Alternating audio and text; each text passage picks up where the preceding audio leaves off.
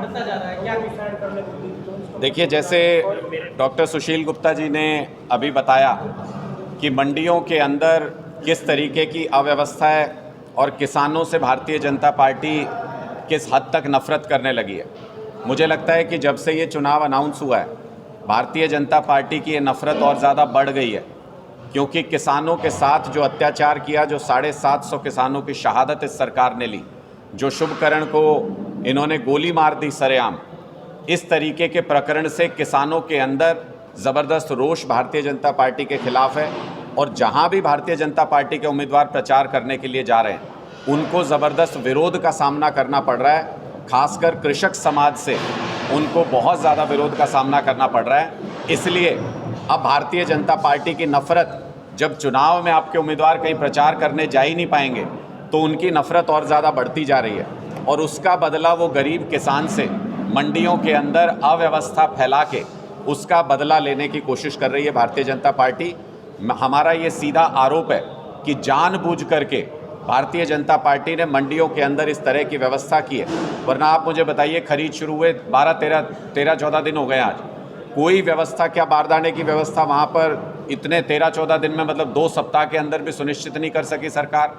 जब इतनी आवक है फसल की, तो क्या उठान की व्यवस्था नहीं करनी चाहिए? कोई उठान की व्यवस्था वहाँ पर नहीं है। खुले में पड़ी फसल किसान की खराब हो रही है, ऊपर से मौसम की मार है।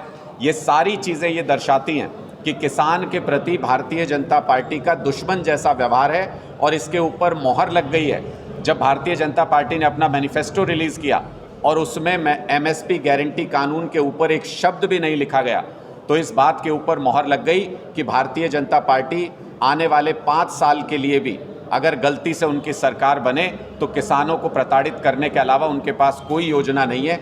इसलिए पूरा किसान वर्ग, सभी युवा, सभी बेरोजगार, सारे लोग मिलकर के इस बार भारतीय जनता पार्टी को 10-0 से हरा करके हरियाणा से भेजेंगे। इंडिया गठबंधन 10-0 से जीत हासिल करने जा रहा है हरियाणा के अंदर। नड्डा साहब, हरियाणा सरकार ने इजराइल में कुछ युवक भेजे थे लोग काम धंधे के लिए, और ईरान ने अटैक कर दिया इराक को, इजराइल के ऊपर। देखिए, पिछले 6 महीने से लगातार आम आदमी पार्टी इस प्रश्न को उठा रही है। जब इन्होंने इजराइल भेजने की योजना बनाई हरियाणा के युवाओं को, हमने तभी कहा था कि ये हरियाणा के युवाओं को मौत के मुंह में धकेलना चाहते हैं। आप मुझे बताइए, 2 लाख सरकारी नौकरी खाली है हरियाणा के अंदर, यहाँ पे नौकरी दे नहीं रहे।